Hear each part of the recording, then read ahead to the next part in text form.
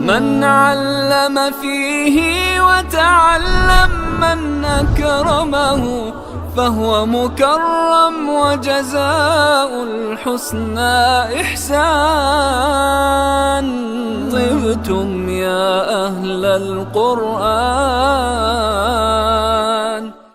اعوذ باللہ من الشیطان الرجیم. بسم اللہ الرحمن الرحیم. عن ابی ہریرہ رضی اللہ تعالی عنہ قال قال رسول اللہ صلی اللہ علیہ وسلم وَمَا اجْتَمَعَ قَوْمٌ فِي بَيْتٍ مِّن بُيُوتِ اللَّهِ يَتْلُونَ كِتَابَ اللَّهِ وَيَتَدَارَسُونَهُ بَيْنَهُمْ إِلَّا نَزَلَتْهُمُ السَّكِينَةُ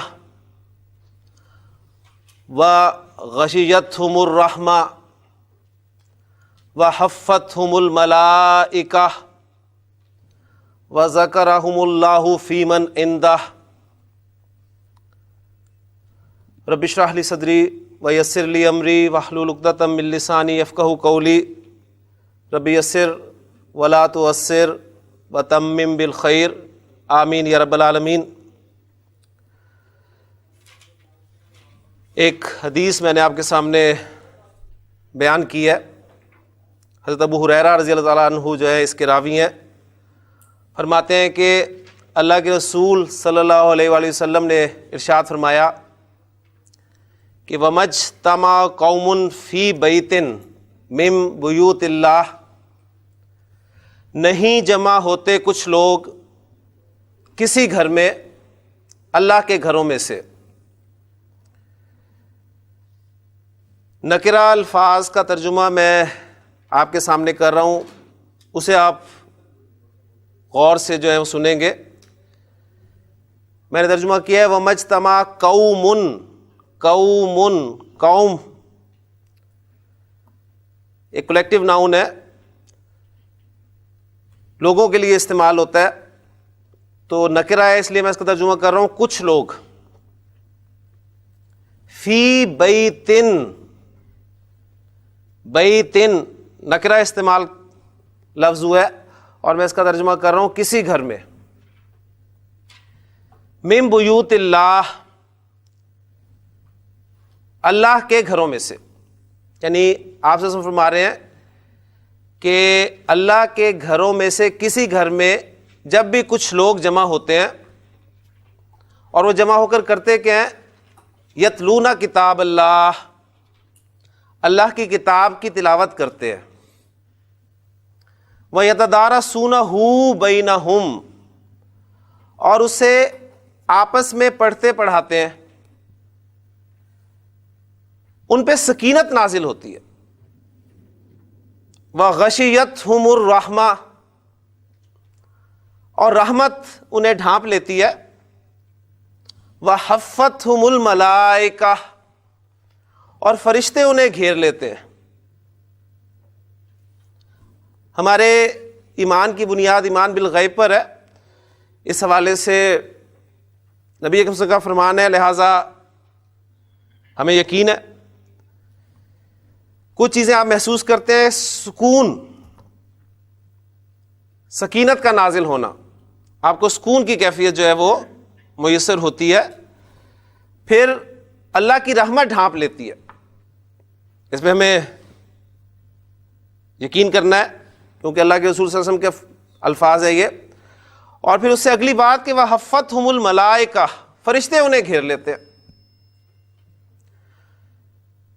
اور اس سے بڑا انعام دیکھیے گا وَذَكَرَهُمُ اللَّهُ فِي مَنْ عِندَهُ، اور اللہ ان کا ذکر کرتا ہے ان میں جو اس کے پاس ہے.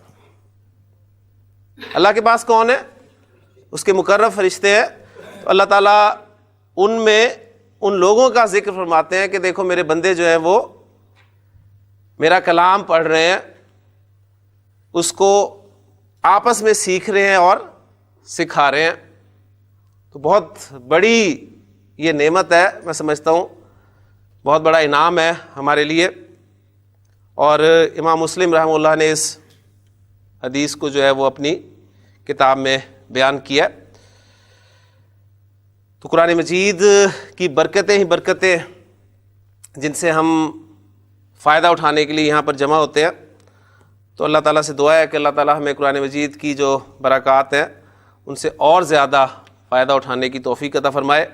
یہ حدیث میں نے اس لیے بھی آپ کے سامنے بیان کیا ہے کہ اس میں جو نکرہ الفاظ استعمال ہوئے ہیں، سبق بھی ہمارا معرفہ اور نکرہ کا جو ہے وہ مکمل ہو گیا، لیکن چونکہ ابھی ہم نے تازہ اس کے بارے میں پڑھا ہے تو معرفہ کے تراجم میں نے آپ کے سامنے سبق میں بیان کر دیے تھے. تو آج نکرہ کے حوالے سے چند باتیں آپ کے ساتھ میں شیئر مزید کروں گا. تو نکرہ کا ترجمہ میں نے آپ کے سامنے کچھ کی صورت میں کیا ہے، کسی کی صورت میں کیا ہے. ٹھیک، عربی زبان میں نکرہ اس کے علاوہ اور معنی میں بھی استعمال ہوتا ہے. یہ انشاءاللہ تعالیٰ آپ جو آگے جائیں گے آپ کے علم میں اضافہ ہوگا. ایک دو ایگزامپلز آپ کے سامنے رکھتا ہوں. سورۃ العصر کی جو آیت ہے والعصر ان الانسان لفی خسر، تو خسر کا لفظ دیکھیں نکرہ استعمال ہوا ہے. تو اب وہاں پر آپ اس کا ترجمہ یہ نہیں کریں گے کہ بے شک تمام انسان کسی نقصان میں ہے، نہیں. نکرہ جو ہے وہ کبھی کبھی تعظیم کے لیے استعمال ہوتا ہے، عظمت بتانے کے لیے، بڑائی بتانے کے لیے استعمال ہوتا ہے، یعنی تمام انسان ایک بہت بڑے خسارے میں ہے. تو اب یہاں پر نکرہ کا ترجمہ دیکھیں ہو رہا ہے بہت بڑا خسارہ، یعنی الخسر نہیں کہا، خسرن.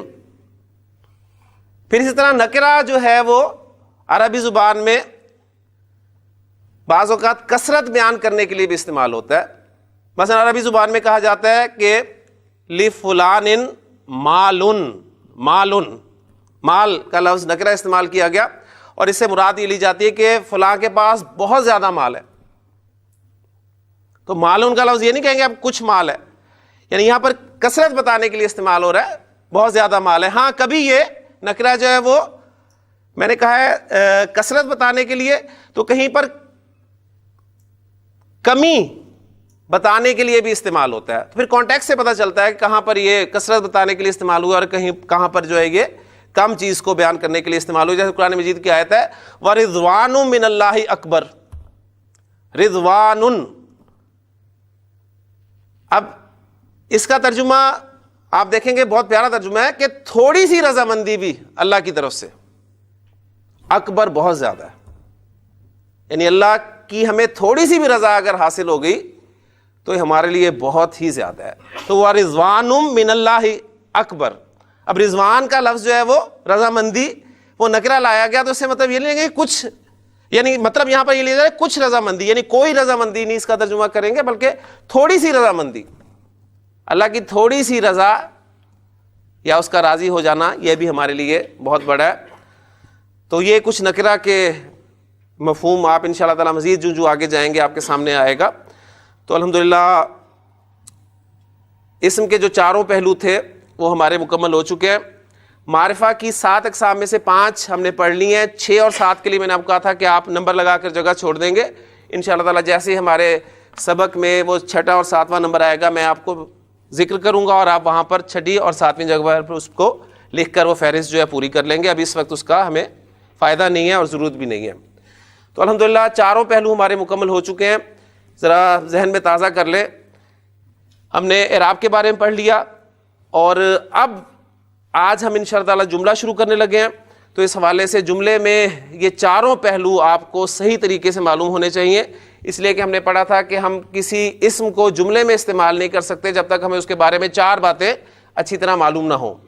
تو میں چاہوں گا کہ ذرا جملہ شروع کرنے سے پہلے ہم ان چاروں پہلوؤں کو ذرا تیزی سے دہرا لیں. اور وہ جو 4 پہلو ان کے نام آتے ہی آپ کے ذہن میں کیا آنا چاہیے، بس وہ ریکوائرڈ ہے. اصل میں باقی ڈیٹیلز اتنی ہمیں ضروری نہیں ہے. مثلا پہلا پہلو ہے اعراب کا. تو اعراب سنتے ہی آپ کے سامنے کیا آئے گا؟ 3 حالتیں، اسم کی 3 اعرابی حالتیں، حالت رفع، حالت نصب اور حالت جر. پھر آپ کو یہ پتہ ہونا چاہیے کہ عربی زبان میں منصرف اسماء جن کی تعداد کافی زیادہ ہے وہ تینوں حالتوں میں 3 شکلیں اختیار کرتے ہیں اور ان پر تنوین آتی ہے. ٹھیک ہو گیا. اور ساتھ یہ بھی آپ کو پتا ہونا چاہیے کیونکہ اب چاروں پہلو پڑھ چکے ہیں تو ساتھ ہی ہم ایڈ کر لیں گے کہ منصرف اسماء پر تنوین آتی ہے لیکن اگر منصرف اسماء پر الف لام داخل ہو جائے تو وہ تنوین چلی بھی جاتی ہے. تو اب وہ ساتھ ہی میں بیان کر رہا ہوں تاکہ آپ کو پریشانی نہ ہو. تو منصرف اسماء 3 حالتوں میں 3 شکلیں. تنوین کے ساتھ ہم اسے عام طور پہ شو کرتے ہیں. حالت نصب میں لکھیں گے تو 2 زبر کے ساتھ الف, اور گولتا والے اسماء کے ساتھ الف نہیں لکھا جائے گا, اور حمزہ پر ختم ہونے والے اسماء حمزہ سے پہلے الف آ جائے تو بھی نہیں لکھا جائے گا.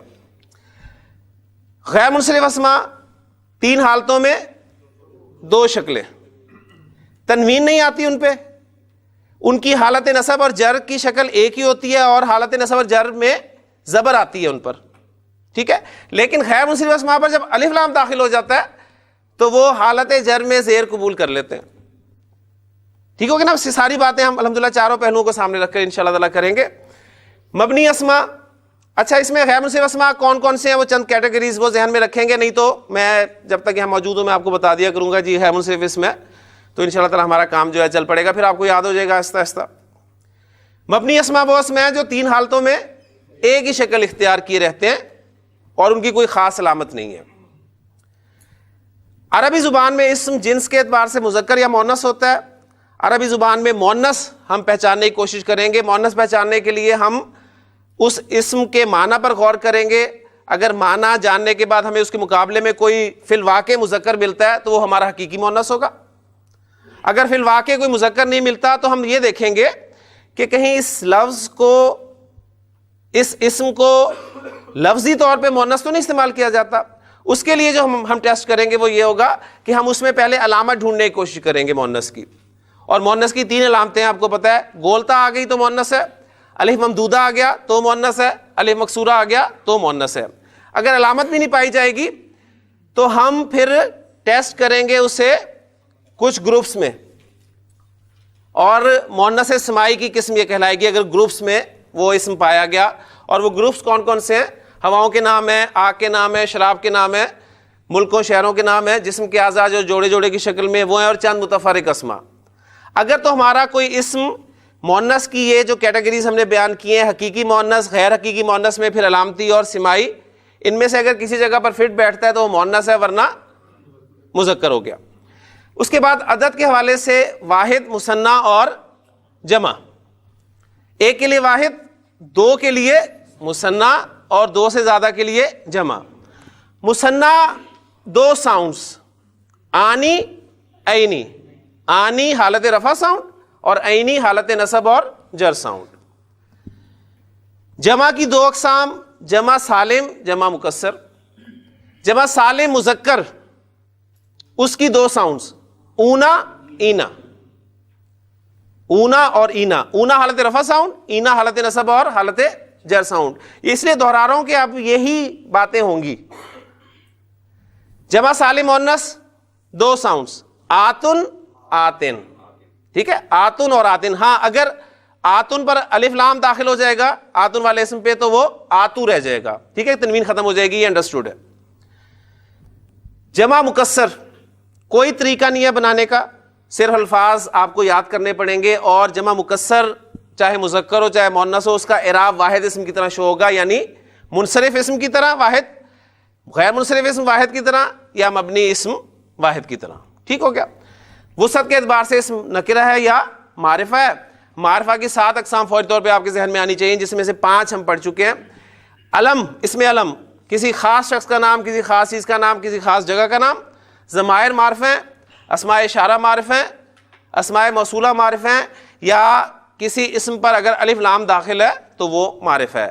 اب ان باتوں کو سامنے رکھتے ہوئے, ذہن میں رکھتے ہوئے انشاءاللہ تعالی ہم اب باقاعدہ آگے جملے کی طرف چلتے ہیں. جملے کو شروع کرنے سے پہلے 1-2 باتیں اور آپ کے ساتھ میں شیئر کرنا چاہوں گا. گرامر میں جب بھی کوئی لفظ جملے سے ہٹ کر استعمال ہوگا اکیلا, کتاب کا لفظ تن تنہا استعمال ہو رہا ہے, جملے میں نہیں استعمال ہو رہا. اسی طرح زید کا لفظ, ھذا لفظ, القلم لفظ. تو کوئی بھی اسم یا کوئی بھی لفظ جب جملے سے ہٹ کر استعمال ہوگا تو اس کو گرامر کی اصطلاح میں مفرد کہا جائے گا کہ مفرد لفظ ہے.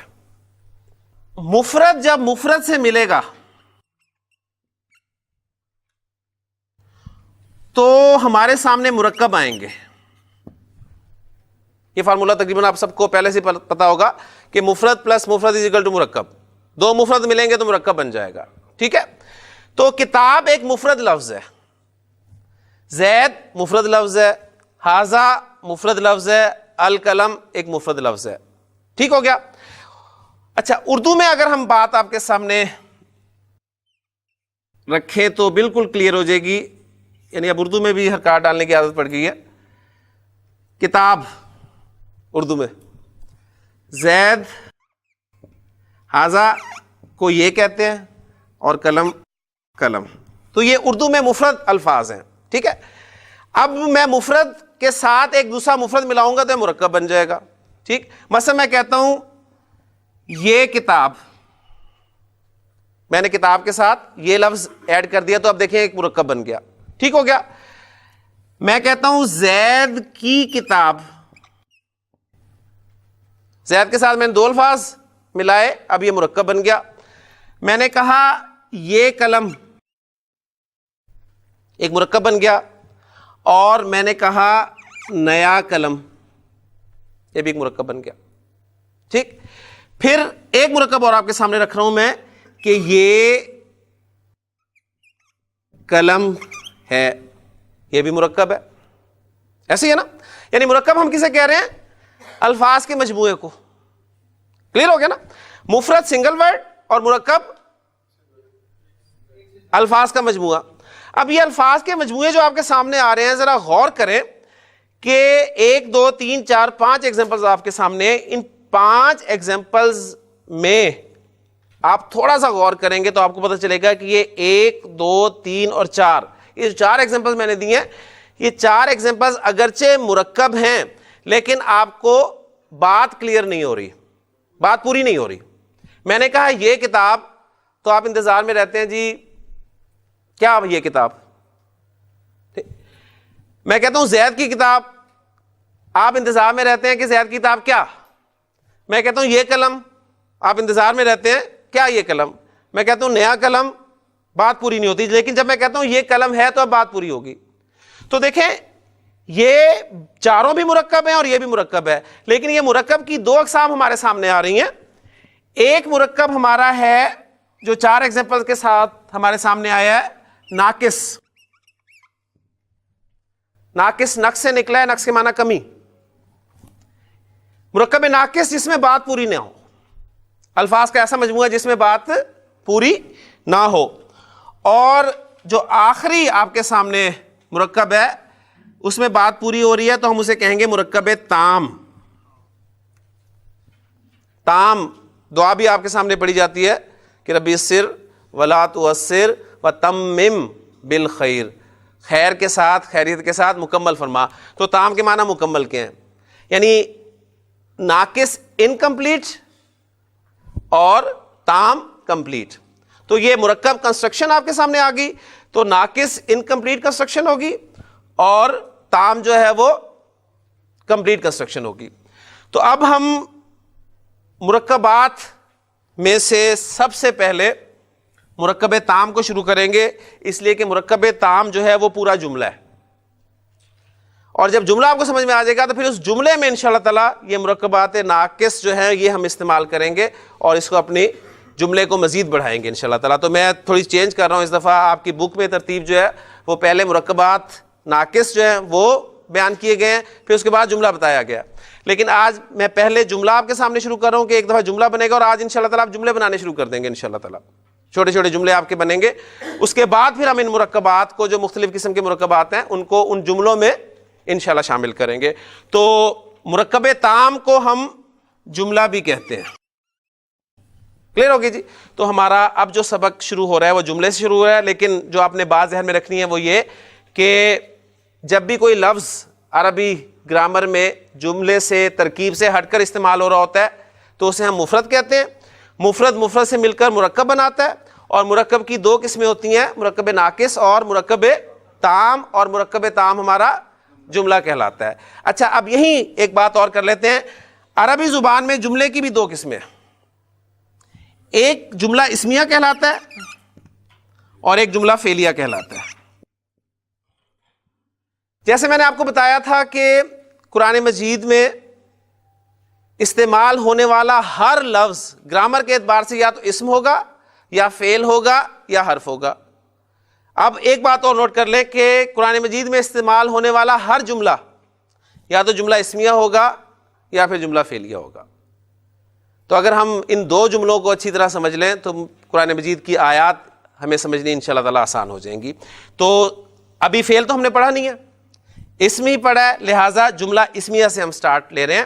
تو اس میں بس ایک اور ایڈ کر لیں کہ جملے کی دو اقسام ہیں عربی زبان میں, جملہ اسمیہ اور دوسرا جملہ فعلیہ. جملہ اسمیہ کسے کہتے ہیں؟ ایسا جملہ, سادہ ترین اس کی جو ڈیفینیشن ابھی اس وقت ہم سامنے رکھیں گے, پھر اس کے بعد اس میں تھوڑی سی چینج آ جائے گی. اس وقت ہم یہ سمجھیں گے جملہ اسمیہ ایسا جملہ ہوتا ہے جو اسم سے شروع ہو رہا ہو. ٹھیک, یہ ہم اس لیے رکھ رہے ہیں کہ جملہ فعلیہ کے مقابلے میں کہ جملہ فعلیہ فعل سے شروع ہوگا عربی زبان میں. عربی زبان میں جملہ کوئی فعل سے شروع ہو رہا ہے تو وہ جملہ فعلیہ ہے, اور اگر اسم سے شروع ہو رہا ہے تو جملہ اسمیہ ہے. مزید اس میں انشاءاللہ تعالیٰ آپ کے سامنے ڈیٹیلز اور آ جائیں گی. جملہ اسمیہ اردو میں پہلے ایگزامپل آپ کے سامنے رکھتا ہوں. ایک جملہ رکھ کر میں کہتا ہوں زید نیک ہے. کیوں جی؟ ایک جملہ ہے, الفاظ کا مجموعہ لیکن جملہ, مرکب لیکن مرکب تام, اور مرکب تام کو ہم جملہ کہہ رہے ہیں. زید نیک ہے, اس میں تین الفاظ ہیں. یہ جملہ کس اسم سے شروع ہو رہا ہے؟ زید سے. دیکھیں میں کہتا ہوں زید, آپ انتظار میں ہیں کہ میں زید کے بارے میں آپ کو کچھ کہنے لگا ہوں. پہلی بات یہ ہے کہ میں جب کہتا ہوں زید تو اس اسم سے میں نے جملے کی ابتدا کیا. تو جس اسم سے جملہ اسمیہ کی ابتدا ہو اسے مبتدا کہتے ہیں. اب ہم جملہ اسمیہ کے اجزاء پڑھنے لگے ہیں. جس اسم سے جملے کی ابتدا ہو, جملہ اسمیہ کی ابتدا ہو, اسے کیا کہتے ہیں؟ مبتدا. میں نے کہا زید, آپ انتظار میں ہیں جی ہاں جی زید کیا؟ میں کہتا ہوں جی زید نیک ہے. میں کہتا ہوں ابراہیم, آپ انتظار میں ہیں ہاں جی ابراہیم کے بارے میں میں کیا کہنے لگا ہوں؟ میں کہتا ہوں ابراہیم سچے ہیں. میں کہتا ہوں قلم, آپ انتظار میں ہیں ہاں جی قلم کے بارے میں میں کیا کہنا چاہتا ہوں؟ میں کہتا ہوں قلم نیا ہے. تو جس اسم سے میں جملے کی ابتدا کر رہا ہوں اس کو مبتدا کہیں گے, اور اس کے بارے میں جو بیان کر رہا ہوں وہ اس کی خبر کہلائے گی. تو جملہ اسمیہ کے دو اجزاء ہوں گے, ایک ہوگا مبتدا جس سے جملہ اسمیہ کی ابتدا ہو, اور دوسرا ہوگا خبر, یعنی وہ بات جو آپ مبتدا کے بارے میں کہہ رہے ہیں. کلیئر ہو گیا؟ اور دلچسپ بات یہ ہے کہ عربی زبان میں ہے کے لیے لفظ ہی نہیں ہے. عربی زبان میں ہے کی عربی نہیں ہے, تو دو ہی الفاظ بچے ہمارے پاس, زید اور نیک. ٹھیک ہے, اور عربی میں اس ہے کا مفہوم کیسے ادا کریں گے؟ اب وہ دیکھتے ہیں ہم یہ ہے کا مفہوم کیسے ادا کریں گے. اس کے لیے ہمیں جملہ اسمیہ کے رولز جو ہیں وہ یاد کرنے پڑیں گے. اگر آپ یاد کر لیں گے تو انشاءاللہ تعالی جملے بنانے آسان ہو جائیں گے. اور آج سے آپ کو پتہ چلنے شروع ہو جائے گا کہ حالت رفع میں اسم کس کی صورت میں استعمال ہوتا ہے. آج سے انشاءاللہ تعالی آپ کو پتہ چلنا شروع ہو جائے گا. پہلے آپ نے اسماء کی حالت رفع میں شکل پہچانی تھی, اب آپ کو وجوہات پتہ چلنے لگ جائیں گی. اچھا اس وجہ سے اسم جو ہے وہ حالت رفع میں آتا ہے. تو مبتدا اور خبر کے حوالے سے چند باتیں اگر ہم یاد رکھ لیں تو ہمارے لیے جملہ بنانا آسان ہو جائے گا.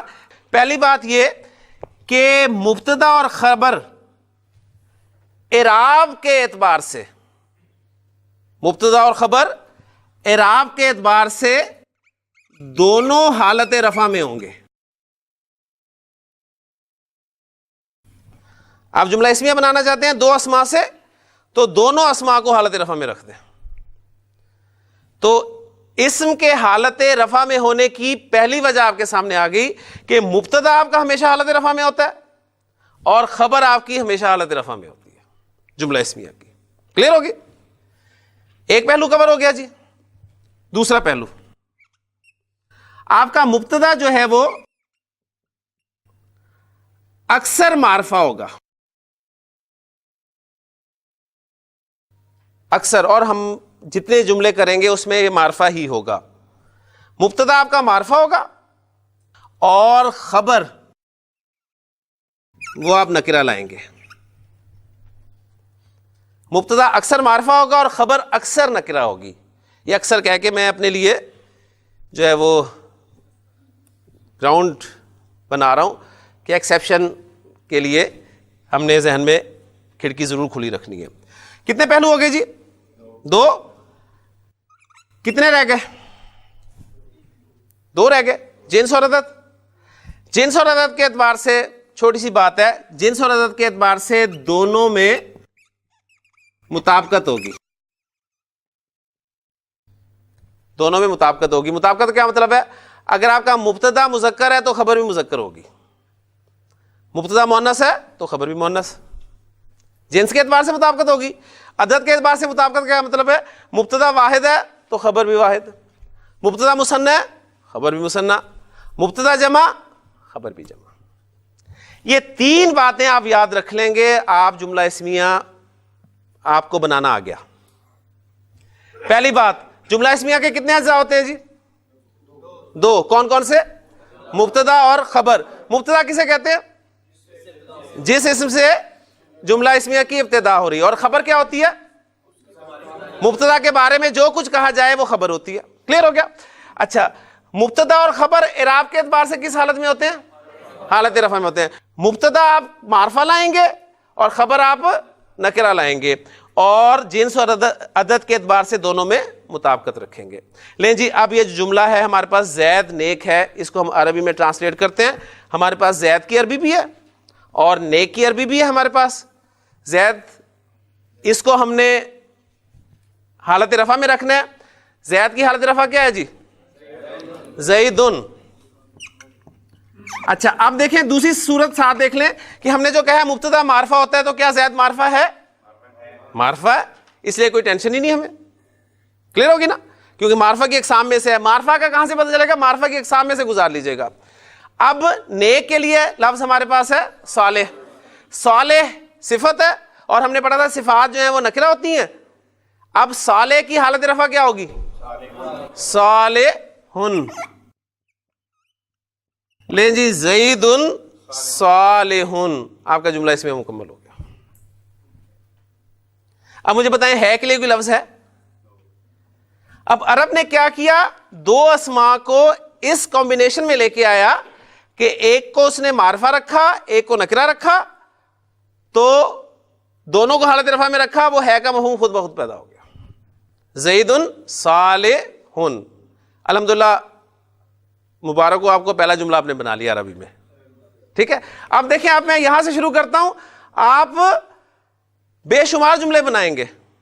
جی حافظ صاحب، پہلا جملہ ہم نے کہا زید نیک ہے تو زیدن صالحن. اگلا جملہ آپ بنائیں گے زید سچا ہے، زیدن صادقن. اب زید کے بارے میں آپ نے دوسری خبر دے دی، ماشاءاللہ جی. جی بلال، اگلا جملہ ہے زید استاد ہے، زیدن استاذن یا زیدن معلمن. ابھی ذرا دیکھیں، ایسے موقع میں عام طور پہ ایک بات ضرور سنایا کرتا ہوں. میں آپ کو کوشش کر رہا ہوں ایک ایک سٹیپ لے کے جانے کی اوپر کوشش کر رہا ہوں. ایک مرتبہ کسی شخص کی جو ہے وہ ٹانگ ٹوٹ گئی. اس کا دوست اس کی عیادت کے لیے گیا. اس نے پوچھا اس سے، یار ٹانگ کیسے ٹوٹی؟ کہنے لگا کہ یار یہ تمہیں سامنے سیڑھیاں نظر آ رہی ہیں؟ اس نے کہا. کہنے لگا مجھے نظر نہیں آئی تھی. تو یہ سیڑھیاں کس لیے ہوتی ہیں؟ ٹھیک ہے، تو یہ میں آپ کوشش کر رہا ہوں کوئی ایک ایک سیڑھی چڑھانے کی، ورنہ پھر نقصان کا جو ہے خطرہ ہے. تو زیدن معلمن، زید استاد ہے. جی سعید، زید ڈاکٹر ہے، زیدن طبیبن.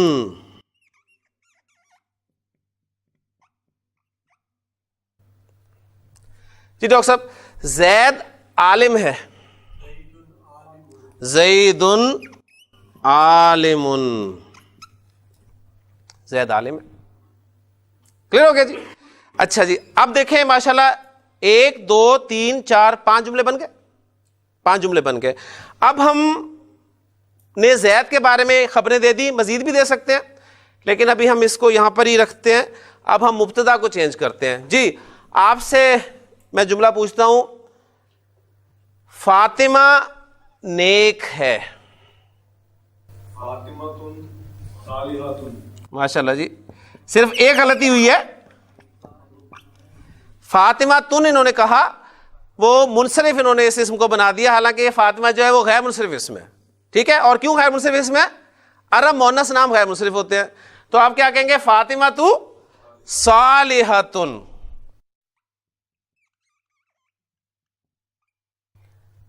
یہ میں نے صالحۃن یا آپ نے صالحۃن کیوں کیا جی؟ وجہ بتائیں گے اس کی؟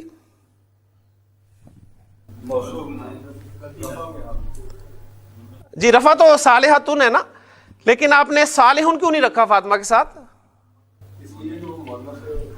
اس لیے کہ مؤنث ہے، اور جملہ اسمیہ کی ہماری تیسری شرط یہ ہے کہ دونوں میں جنس اور عدد کے اعتبار سے مطابقت ہوگی. ماشاءاللہ جی فاطمہ نیک ہے. اگلا جملہ آپ بنائیں گے جی، فاطمہ سچی ہے. فاطمہ تو صادقۃن. ماشاءاللہ جی. فاطمہ استانی ہے.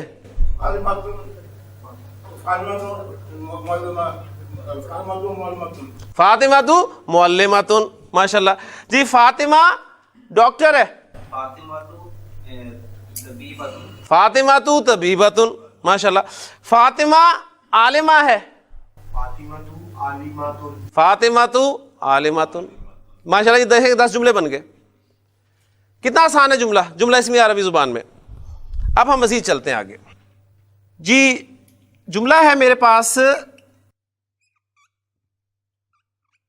زید اور حامد نیک ہیں. زید اور حامد نیک ہیں. اب میرا مبتدا کیا ہے؟ زید اور حامد، دو ہو گئے، مثنیٰ آ گیا. لہذا اب جو خبر میں لاؤں گا وہ کیا لاؤں گا؟ وہ بھی مثنیٰ لاؤں گا. زید و حامد صالحانی. زید و حامد صالحانی. مبتدا حالت رفع میں ہونا چاہیے، رفع میں ہے نا. زید حامد رفع میں، صالحانی رفع میں ہے. کیوں جی؟ صالحانی رفع میں ہے. کیسے پتا چلا آپ کو؟ آپ کو پتا چلا مثنیٰ میں جب بھی آپ نے اعراب دیکھنا ہے ساؤنڈ سے دیکھنا ہے، حرکت سے نہیں دیکھنا. اگر آپ حرکت پہ جائیں گے تو آپ صالحانی کو کبھی نہیں مانیں گے کہ یہ رفع ہے. آپ کہیں گے جی اس میں زیر آ گئی تو یہ تو جر ہے. تو ہر اسم کی اپنی ایک اعرابی حالت ہے. صالحانی مثنیٰ میں آنی ساؤنڈ جو ہے وہ رفع کو شو کرے گی. تو زید و حامد صالحانی. جی زید اور حامد سچے ہیں. صادقانی. ٹھیک ہے صادقانی. ٹھیک ہے صادقانی. دیکھیں جی بس آنی ٹھیک ہو گیا، باقی ویکیبلری ہے خیر ہے. جی زید اور حامد ڈاکٹر ہیں. طبیبانی. زید و حامد طبیبانی. زید اور حامد استاد ہیں. زید و حامد معلمانی. اب دیکھیں میں اگر یہ حرکات نہ بھی ڈالوں نا تو آپ اسے معلمانی پڑھیں گے جملے میں، ٹھیک. لیکن ابھی میں ڈالوں گا تاکہ آپ کوئی غلطی نہ پڑھ رہے. اچھا جی اب فاطمہ کے ساتھ ہم مریم کو ملاتے ہیں. جی فاطمہ اور مریم نیک ہیں. جی جی فاطمہ تو ماشاءاللہ جی و مریم صالحتانی. صالحتانی. ماشاءاللہ جی. فاطمہ اور مریم سچی ہیں.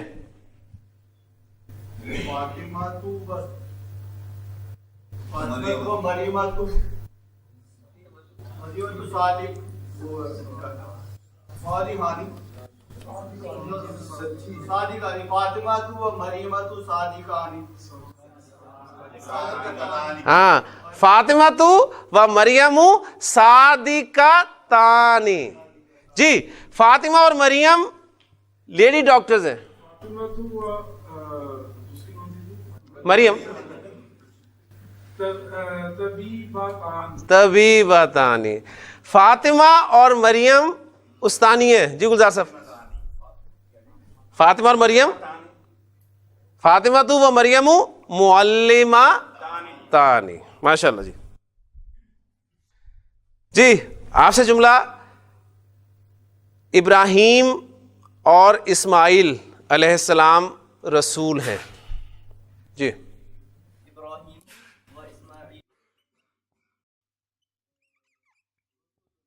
ابراہیم و اسماعیل رسولانی.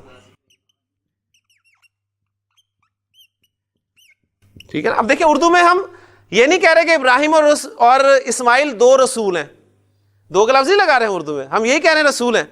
لیکن عربی میں دیکھیں ابراہیم و اسماعیل رسولانی. کلیئر ہو گیا نا, کلیئر. اچھا جی, اب زید کے ساتھ حامد شامل ہو گیا تھا, اب مزید ایک کو شامل کر لیتے ہیں. زید و حامد و محمود. زید, حامد اور محمود نیک ہیں. جی آپ کی باری. سوری. زید و حامد و محمود صالحین.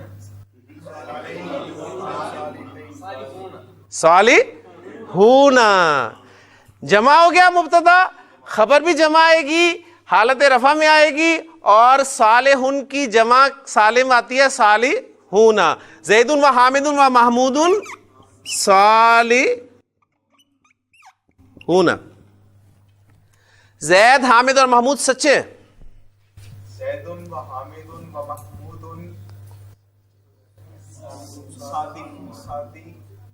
صادقون. صادقون. جی زید, حامد اور محمود استاد ہیں. زید و حامد و محمود معلمون. معلمون. ماشاءاللہ. دیکھیں یہ آپ جملے بنا رہے ہیں. جی آپ کی طرف آتے ہیں.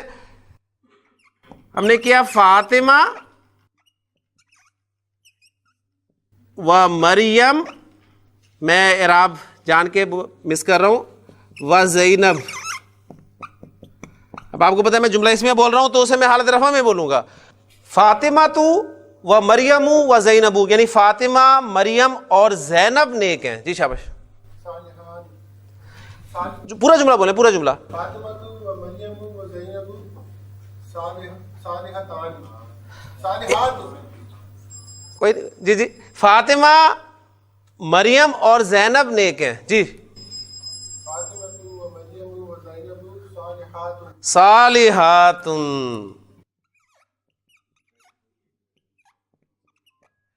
دیکھیں ہم اردو میں نیک لفظ استعمال کر رہے ہیں, واحد کے لیے بھی, مثنیٰ کے لیے بھی, جمع کے لیے بھی, مذکر کے لیے بھی, مؤنث کے لیے بھی, ایسے ہی ہے نا. لیکن دیکھیں عربی میں ایسے نہیں چلے گا. عربی میں آپ کو نیک لفظ کو اس مبتدا کے مطابق گھمانا ہے.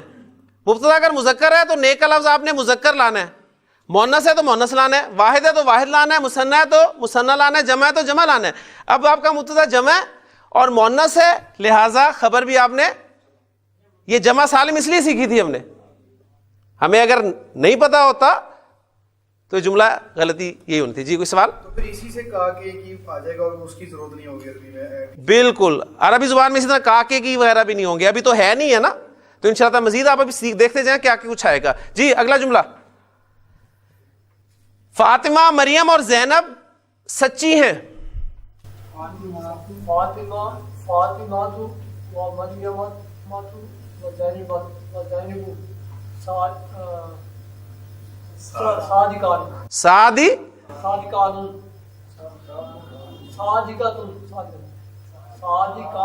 صادقاتن فاطمہ و مریم و زینب صادقاتن. جناب فاطمہ، مریم اور زینب استانی ہیں. پورا جملہ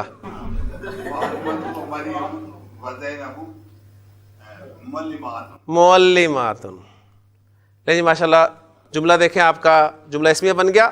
جملہ اسمیہ کی جب بھی بات ہوگی دو اجزاء، مبتدا خبر.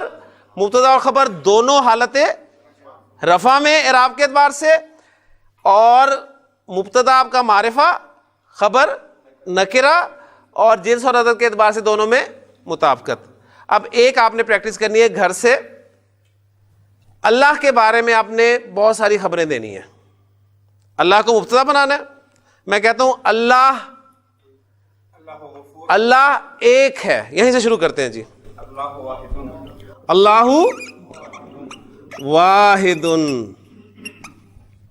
یا اللہ احد. اللہ بہت بخشنے والا ہے. اللہ غفور.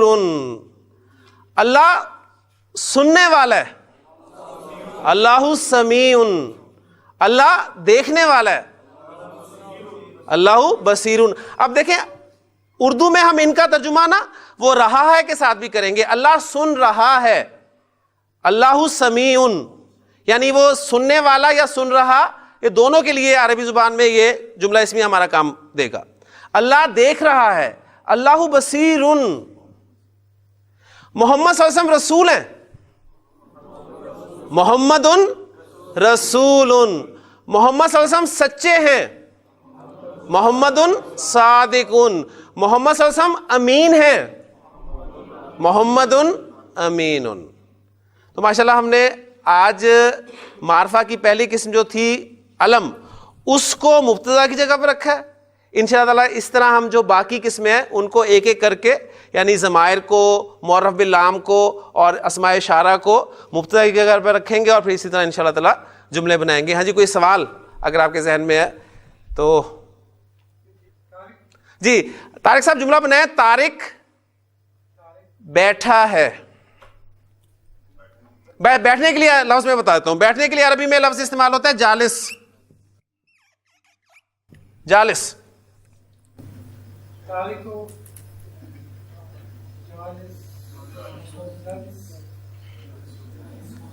عربی میں آخری حرف پہ ضرور کچھ نہ کچھ بولنا ہے آپ نے.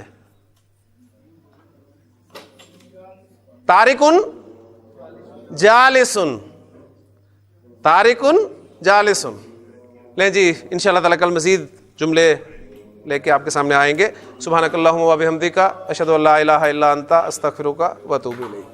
من علم فيه وتعلم من أكرمه فهو مكرم وجزاء الحسنى إحسان. طبتم يا أهل القرآن.